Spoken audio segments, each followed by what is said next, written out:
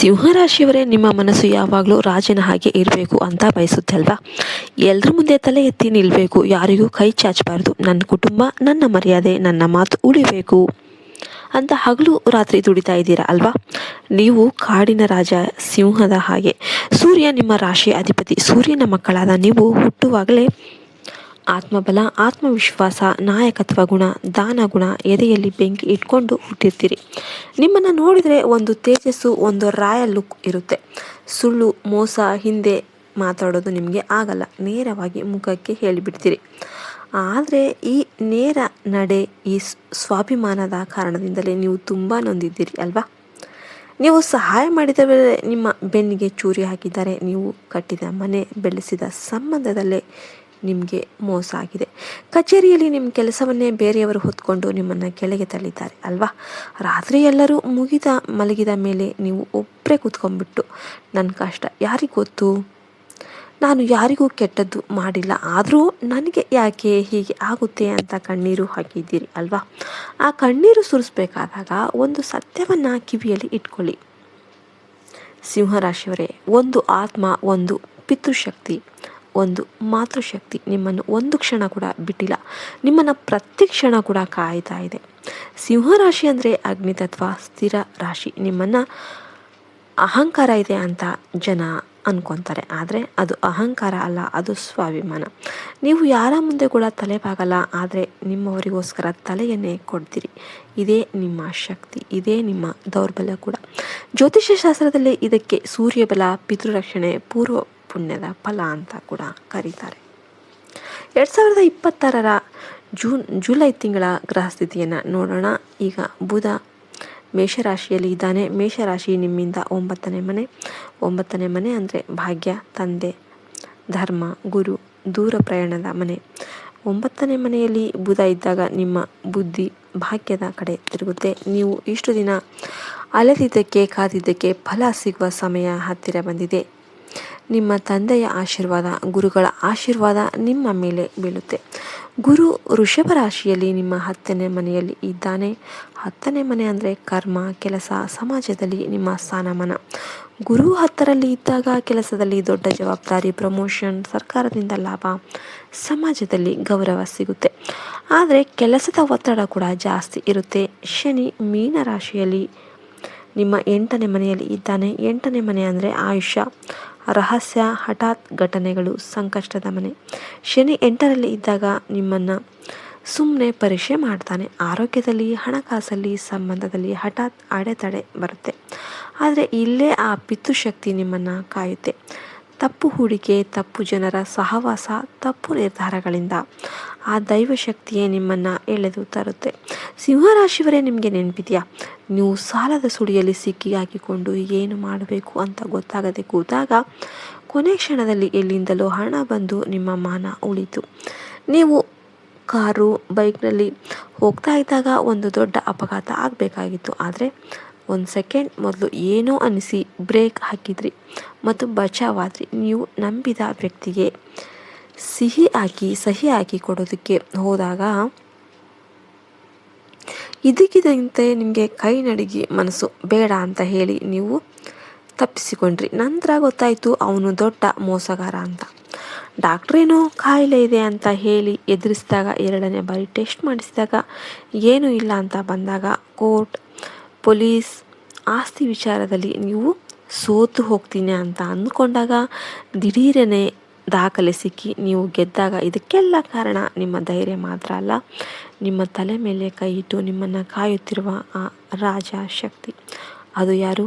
ಅದು ನಿಮ್ಮ ಮನೆ ದೇವತೆ ಚಾಮುಂಡೇಶ್ವರಿ, ದುರ್ಗೆ, ಆಂಜನೇಯ ಇರ್ಬೋದು, ನಿಮ್ಮ ತಂದೆ ಅಜ್ಜನ ಆತ್ಮ ಆಗಿರಬಹುದು, ಅಥವಾ ನೀವು ನಿಸ್ವಾರ್ಥವಾಗಿ ಮಾಡಿದ ಸಹಾಯ, ಬಡ ಮಕ್ಕಳಿಗೆ ಕೊಡಿಸಿದ ವಿದ್ಯೆ, ಹಸಿದವರಿಗೆ ಹಾಕಿದ ಅನ್ನ, ದೇವಸ್ಥಾನಕ್ಕೆ ಮಾಡಿದ ಸೇವೆ, ಈ ಜನ್ಮದಲ್ಲಿ ನಿಮ್ಮನ್ನು ಕಾಯುವ ಕವಚ ಆಗಿರ್ಬೋದು. ಆ ಆತ್ಮ ನಿಮಗೆ 7 ರೀತಿಯಲ್ಲಿ ಸಿಗ್ನಲನ್ನು ಕೊಡುತ್ತೆ. ಸಿಂಹರಾಶಿಯವರೇ, ಚೆನ್ನಾಗಿ ಕೇಳಿಸ್ಕೊಳ್ಳಿ. ವಿಡಿಯೋಗೆ ಇನ್ನೂ ಕೂಡ ಲೈಕ್ ಮಾಡಿಲ್ಲ ಅಂದರೆ ದಯವಿಟ್ಟು ಒಂದು ಲೈಕ್ ಮಾಡಿ. ನಿಮ್ಮ ಮನೆ ದೇವರು ಯಾರು ಅವರ ಹೆಸರನ್ನು ಕಮೆಂಟ್ ಮಾಡಿ. ಮನೆ ದೇವತೆಯನ್ನು ಸ್ಮರಿಸಿ. ಮೊದಲನೇ ಸಿಗ್ನಲ್, ಏನೋ ಸರಿಯಿಲ್ಲ ಅಂತ ಅನಿಸಿದಾಗ ನಿಮ್ಮ ಎದೆ ತಲೆ ಬಿಸಿಯಾಗುತ್ತೆ, BP ಜಾಸ್ತಿ ಆಗುತ್ತೆ, ತಲೆ ಸುತ್ತಿದ ಹಾಗೆ ಆಗುತ್ತೆ, ಕಣ್ಣು ಉರಿಯುತ್ತೆ, ದೇಹವೇ ನಿಮಗೆ ಎಚ್ಚರಿಕೆ ಕೊಡುತ್ತೆ. ಇದು ಸೂರ್ಯನ ಸಿಗ್ನಲ್. ಆ ಜಾಗಕ್ಕೆ ಹೋಗಬೇಡ, ಆ ಕೆಲಸ ಮಾಡಬೇಡ ಅಂತ. ಎರಡನೇ ಸಿಗ್ನಲ್ ನಿಮಗೆ ಪದೇ ಪದೇ ಸೂರ್ಯ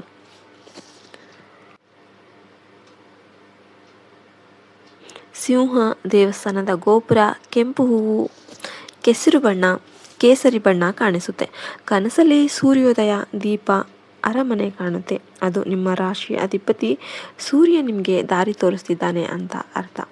ಮೂರನೇ ಸಿಗ್ನಲ್ ನೀವು ಕುಸಿದು ಕೂತಾಗ, ಇನ್ನು ಮುಗಿತು ಎಲ್ಲ ಅಂತ ಅಂದ್ಕೊಂಡಾಗ ಯಾರೋ ಅಪರಿಚಿತರು ಬಂದು, ದೊಡ್ಡ ಅಧಿಕಾರಿ, ತಂದೆಯ ವಯಸ್ಸಿನ ವ್ಯಕ್ತಿ ಬಂದು, ಏನೋ ಹೆದರಬೇಡ, ಹೀಗೆ ಮಾಡು, ನಾನಿದ್ದೀನಿ ಅಂತ ದಾರಿ ತೋರಿಸ್ತಾರೆ. ಆ ವ್ಯಕ್ತಿಯ ರೂಪದಲ್ಲಿ ಬಂದಿರುವುದೇ ಆ ತೃಪ್ತಿ, ಆ ಪಿತೃಶಕ್ತಿಯಾಗಿರುತ್ತೆ. ನಾಲ್ಕನೇ ಸಿಗ್ನಲ್ ಕನಸಲ್ಲಿ ತಂದೆ, ಅಜ್ಜ, ಗುರುಗಳು, ದೇವಿಯು ನಗುತ್ತಾ ಕಾಣಿಸಿಕೊಂಡ್ರೆ, ಅಥವಾ ದೇವಸ್ಥಾನದ ಗಂಟೆ, ಹೋಮದ ಹೊಗೆ, ಸಿಂಹದ ಗರ್ಜನೆ ಕೇಳಿಸಿದರೆ ಅದು ರಕ್ಷಣೆಯ ಸಂಕೇತ. ನಿಮ್ಮ ಪುಣ್ಯದ ಖಾತೆ ಇನ್ನೂ ತುಂಬಿದೆ ಅಂತ ಅರ್ಥ. ಐದನೇ ಸಿಗ್ನಲ್ ನೀವು ಹಿಂದೆ ಸಹಾಯ ಮಾಡಿದ ಶಾಲೆ, ದೇವಸ್ಥಾನ, ಬಡ ಕುಟುಂಬದಿಂದ ಇದ್ದಕ್ಕಿದ್ದಂತೆ ನಿಮಗೆ ಆಪತ್ಕಾಲದಲ್ಲಿ ಸಹಾಯ ಬರುತ್ತೆ. ನೀವು ಮರೆತು ಹೋಗಿದ್ದ ನಿಮ್ಮ ಒಳ್ಳೆಯತನವೇ ಬಡ್ಡಿ ಸಮೇತ ವಾಪಸ್ ಬರುತ್ತೆ. ಆರನೇ ಸಿಗ್ನಲ್ ಆರೋಗ್ಯ ಕೆಟ್ಟಾಗ ಸರಿಯಾದ ಡಾಕ್ಟರ್, ಸರಿಯಾದ ಔಷಧಿ ತಾನಾಗಿ ಸಿಗುತ್ತೆ. ನೀವು ಹುಡುಕದೆ ಹೋದರೂ ಕೂಡ ನಿಮ್ಮನ್ನು ಹುಡುಕಿಕೊಂಡು ಪರಿಹಾರ ಬರುತ್ತೆ. ಏಳನೇ ಸಿಗ್ನಲ್ ನಿಮಗೆ ಕೆಡುಕು ಬಯಸಿದವರು, ನಿಮ್ಮ ಕುರ್ಚಿ ಎಳೆಯಲು ನೋಡಿದವರು, ನಿಮ್ಮ ಹೆಸರಿಗೆ ಕಳಂಕ ತರಲು ನೋಡಿದವರು, ಅವರೇ ತಮ್ಮ ಬಾಯಿಂದಲೇ ತಮ್ಮ ಕೆಲಸದಲ್ಲೇ ಎಡವಟ್ಟು ಮಾಡಿಕೊಂಡು ಎಲ್ಲರ ಮುಂದೆ ಸಿಕ್ಕಿ ಬೀಳ್ತಾರೆ. ನೀವು ಏನು ಮಾಡಬೇಕಾಗಿಲ್ಲ, ಕಾಲವೇ ಅವರಿಗೆ ಶಿಕ್ಷೆ ಕೊಡುತ್ತೆ. ಇದಕ್ಕೆ ಸೂರ್ಯನ ನ್ಯಾಯ ಅಂತ ಹೆಸರು. ಸಿಂಹರಾಶಿ ಅಂದರೆ ಹೃದಯ, ಬೆನ್ನುಮೂಳೆ, ಕಣ್ಣು. ನೀವು ಟೆನ್ಷನ್ ಮಾಡಿಕೊಂಡ್ರೆ ಮೊದಲು ಹೃದಯಕ್ಕೆ, ಕಣ್ಣಿಗೆ ಹೊಡೆತ ಬೀಳುತ್ತೆ, ರಕ್ತದೊತ್ತಡ ಜಾಸ್ತಿ ಆಗುತ್ತೆ. ಹಾಗಾಗಿ ಆ ಆತ್ಮ ನಿಮ್ಮ ಆರೋಗ್ಯವನ್ನು ಮೊದಲು ಕಾಯುತ್ತೆ. ಅತಿಯಾಗಿ ಯೋಚನೆ ಮಾಡಬೇಡಿ. ಈಗ ಪರಿಹಾರ ಕೇಳಿ, ಇದು ತುಂಬ ಶಕ್ತಿಶಾಲಿ. ಬೆಳಿಗ್ಗೆ ಎದ್ದ ತಕ್ಷಣ ಸೂರ್ಯನಿಗೆ ಒಂದು ಚೊಂಬು ನೀರು ಹಾಕುವಾಗ ಮನಸ್ಸಲ್ಲಿ ಹೇಳ್ಕೊಳ್ಳಿ, ನನ್ನ ಮನಸ್ಸು ನಿರ್ಮಲವಾಗಿರಲಿ, ನನ್ನ ಆರೋಗ್ಯ ವಜ್ರದಂತೆ ಇರಲಿ, ನನ್ನ ಶತ್ರುಗಳು ಮಿತ್ರರಾಗಲಿ ಅಂತ. ಇದನ್ನು 43 ದಿನ ಹೀಗೆ ಕಂಟಿನ್ಯೂ ಆಗಿ ಮಾಡಿ. ಪ್ರತಿದಿನ ಓಂ ಗೃಣಿ ಸೂರ್ಯಾಯ ನಮಃ ಅಂತ 27 ಸಲ ಜಪ ಮಾಡಿ. ಭಾನುವಾರದ ದಿನ ಕೆಂಪು ಬಟ್ಟೆ, ಗೋಧಿ, ಬೆಲ್ಲವನ್ನು ದಾನ ಮಾಡಿ. ತಂದೆಗೆ, ತಂದೆ ಸಮಾನ ವ್ಯಕ್ತಿಗೆ ಗೌರವ ಕೊಡಿ. ಅವರ ಕಾಲಿಗೆ ನಮಸ್ಕಾರ ಮಾಡಿ. ಬಡ ವಿದ್ಯಾರ್ಥಿಗಳಿಗೆ ಪುಸ್ತಕ, ದುಡ್ಡು ಸಹಾಯ ಮಾಡಿ. ಸಿಂಹರಾಶಿಯವರೇ, ರಕ್ಷಾ ಕವಚ ದಾನವಾಗಿದೆ, ಧರ್ಮದಲ್ಲಿದೆ. ಮುಂದಿನ 6 ತಿಂಗಳು ನಿಮ್ಮದು ಸುವರ್ಣ ಕಾಲ. 10ನೇ ಮನೆಯ ಗುರು ನಿಮ್ಮನ್ನು ರಾಜನನ್ನಾಗಿ ಮಾಡ್ತಾನೆ. ಆದರೆ 8ನೇ ಮನೆಯ ಶನಿ ಸ್ವಲ್ಪ ಪರೀಕ್ಷೆ ಮಾಡ್ತಾನೆ. ಹಣಕಾಸು ದಾಖಲೆ ಸಹಿ ಮಾಡಬೇಕಾದಾಗ 1 ಸಲಕ್ಕೆ 2 ಸಲ ನೋಡಿ. ಯಾರಿಗೂ ಜಾಮೀನು ಸಹಿ ಹಾಕಬೇಡಿ. ದುಡ್ಡಿನ ವ್ಯವಹಾರದಲ್ಲಿ ಎಮೋಷ್ನಲ್ ಆಗಬೇಡಿ. ನಿಮ್ಮ ಫೈಲ್ ಕಳೆದೋದ್ರೂ ಕೂಡ ಕೊನೆ ಕ್ಷಣದಲ್ಲಿ ಸಿಗುತ್ತೆ. ನಿಮ್ಮ ಪ್ರಮೋಷನ್ ತಡೆದರೂ ಕೂಡ ಇನ್ನೂ ದೊಡ್ಡ ಹುದ್ದೆ ಸಿಗುತ್ತೆ. ಯಾಕೆಂದರೆ ನಿಮ್ಮ ಪುಣ್ಯದ ಫೈಲ್ ದೇವರ ಬಳಿ ಸೇಫ್ ಆಗಿದೆ. ಜನ ನಿಮ್ಮನ್ನು ಸೊಕ್ಕು ಜಂಬ ಅಂತಾರೆ, ಆದರೆ ನಿಮ್ಮ ಹೃದಯದಲ್ಲಿ ಎಷ್ಟು ಪ್ರೀತಿ ಇದೆ ಅಂತ ಆ ದೈವಶಕ್ತಿಗೆ ಮಾತ್ರ ಗೊತ್ತು. ನೀವು ಬೈಯೋರು ದ್ವೇಷದಿಂದ ಅಲ್ಲ, ಪ್ರೀತಿಯಿಂದ. ಬೇಜವಾಬ್ದಾರಿ ನೋಡಿ ಸಹಿಸದೆ ಬೈಯೋದು ಅಂತ ಆ ಆತ್ಮಕ್ಕೆ ಗೊತ್ತು. ಹಾಗಾಗಿ ಆ ಆಶೀರ್ವಾದ, ಆ ಧೈರ್ಯ ನಿಮಗೆ ಖಂಡಿತವಾಗ್ಲೂ ಕೂಡ ಇದೆ. ನಿಮಗೂ ಹಾಗೆ ಅನ್ನಿಸ್ತಾ ಇದೆಯಾ? ನಿಮ್ಮ ಜೀವನದಲ್ಲೂ ಕೂಡ ಕೊನೆ ಕ್ಷಣದಲ್ಲಿ ಪವಾಡ ನಡೀತಾ ಇದೆ ಅಂತ ಅನ್ನಿಸ್ತಾ ಇದೆಯಾ? ಅನಿಸಿದರೆ ಕಮೆಂಟಲ್ಲಿ ಓಂ ನಮೋ ಭಗವತೆ ಸೂರ್ಯಾಯ ನಮಃ ಅಂತ ಬರೀರಿ. ವಿಡಿಯೋ ಇಷ್ಟ ಆಗಿದೆ ಅಂದರೆ ದಯವಿಟ್ಟು ಲೈಕ್ ಮಾಡಿ, ಕಮೆಂಟ್ ಮಾಡಿ. ಜೈ ಹಿಂದ್, ಜೈ ಭಾರತ್ ಮಾತೆ. ಹರಿ ಓಂ ತತ್ಸತ್. ಸರ್ವೇ ಜನೋ ಸುಖಿನೋ ಭವಂತು. ನಿಮ್ಮ ಫೈಲ್ ಕಳೆದೋದ್ರೂ ಕೂಡ ಕೊನೆ ಕ್ಷಣದಲ್ಲಿ ಸಿಗುತ್ತೆ. ನಿಮ್ಮ ಪ್ರಮೋಷನ್ ತಡೆದರೂ ಕೂಡ ಇನ್ನೂ ದೊಡ್ಡ ಹುದ್ದೆ ಸಿಗುತ್ತೆ. ಯಾಕೆಂದರೆ ನಿಮ್ಮ ಪುಣ್ಯದ ಫೈಲ್ ದೇವರ ಬಳಿ ಸೇಫ್ ಆಗಿದೆ. ಜನ ನಿಮ್ಮನ್ನು ಸೊಕ್ಕು ಜಂಬ ಅಂತಾರೆ, ಆದರೆ ನಿಮ್ಮ ಹೃದಯದಲ್ಲಿ ಎಷ್ಟು ಪ್ರೀತಿ ಇದೆ ಅಂತ ಆ ದೈವಶಕ್ತಿಗೆ ಮಾತ್ರ ಗೊತ್ತು. ನೀವು ಬೈಯೋರು ದ್ವೇಷದಿಂದ ಅಲ್ಲ, ಪ್ರೀತಿಯಿಂದ. ಬೇಜವಾಬ್ದಾರಿ ನೋಡಿ ಸಹಿಸದೆ ಬೈಯೋದು ಅಂತ ಆ ಆತ್ಮಕ್ಕೆ ಗೊತ್ತು. ಹಾಗಾಗಿ ಆ ಆಶೀರ್ವಾದ, ಆ ಧೈರ್ಯ ನಿಮಗೆ ಖಂಡಿತವಾಗ್ಲೂ ಕೂಡ ಇದೆ. ನಿಮಗೂ ಹಾಗೆ ಅನ್ನಿಸ್ತಾ ಇದೆಯಾ? ನಿಮ್ಮ ಜೀವನದಲ್ಲೂ ಕೂಡ ಕೊನೆ ಕ್ಷಣದಲ್ಲಿ ಪವಾಡ ನಡೀತಾ ಇದೆ ಅಂತ ಅನ್ನಿಸ್ತಾ ಇದೆಯಾ? ಅನಿಸಿದರೆ ಕಮೆಂಟಲ್ಲಿ ಓಂ ನಮೋ ಭಗವತೆ ಸೂರ್ಯಾಯ ನಮಃ ಅಂತ ಬರೀರಿ. ವಿಡಿಯೋ ಇಷ್ಟ ಆಗಿದೆ ಅಂದರೆ ದಯವಿಟ್ಟು ಲೈಕ್ ಮಾಡಿ, ಕಮೆಂಟ್ ಮಾಡಿ. ಜೈ ಹಿಂದ್, ಜೈ ಭಾರತ್ ಮಾತೆ. ಹರಿ ಓಂ ತತ್ಸತ್. ಸರ್ವೇ ಜನೋ ಸುಖಿನೋ ಭವಂತು. ನಿಮ್ಮ ಫೈಲ್ ಕಳೆದೋದ್ರೂ ಕೂಡ ಕೊನೆ ಕ್ಷಣದಲ್ಲಿ ಸಿಗುತ್ತೆ. ನಿಮ್ಮ ಪ್ರಮೋಷನ್ ತಡೆದರೂ ಕೂಡ ಇನ್ನೂ ದೊಡ್ಡ ಹುದ್ದೆ ಸಿಗುತ್ತೆ. ಯಾಕೆಂದರೆ ನಿಮ್ಮ ಪುಣ್ಯದ ಫೈಲ್ ದೇವರ ಬಳಿ ಸೇಫ್ ಆಗಿದೆ. ಜನ ನಿಮ್ಮನ್ನು ಸೊಕ್ಕು ಜಂಬ ಅಂತಾರೆ, ಆದರೆ ನಿಮ್ಮ ಹೃದಯದಲ್ಲಿ ಎಷ್ಟು ಪ್ರೀತಿ ಇದೆ ಅಂತ ಆ ದೈವಶಕ್ತಿಗೆ ಮಾತ್ರ ಗೊತ್ತು. ನೀವು ಬೈಯೋರು ದ್ವೇಷದಿಂದ ಅಲ್ಲ, ಪ್ರೀತಿಯಿಂದ. ಬೇಜವಾಬ್ದಾರಿ ನೋಡಿ ಸಹಿಸದೆ ಬೈಯೋದು ಅಂತ ಆ ಆತ್ಮಕ್ಕೆ ಗೊತ್ತು. ಹಾಗಾಗಿ ಆ ಆಶೀರ್ವಾದ, ಆ ಧೈರ್ಯ ನಿಮಗೆ ಖಂಡಿತವಾಗ್ಲೂ ಕೂಡ ಇದೆ. ನಿಮಗೂ ಹಾಗೆ ಅನ್ನಿಸ್ತಾ ಇದೆಯಾ? ನಿಮ್ಮ ಜೀವನದಲ್ಲೂ ಕೂಡ ಕೊನೆ ಕ್ಷಣದಲ್ಲಿ ಪವಾಡ ನಡೀತಾ ಇದೆ ಅಂತ ಅನ್ನಿಸ್ತಾ ಇದೆಯಾ? ಅನಿಸಿದರೆ ಕಮೆಂಟಲ್ಲಿ ಓಂ ನಮೋ ಭಗವತೆ ಸೂರ್ಯಾಯ ನಮಃ ಅಂತ ಬರೀರಿ. ವಿಡಿಯೋ ಇಷ್ಟ ಆಗಿದೆ ಅಂದರೆ ದಯವಿಟ್ಟು ಲೈಕ್ ಮಾಡಿ,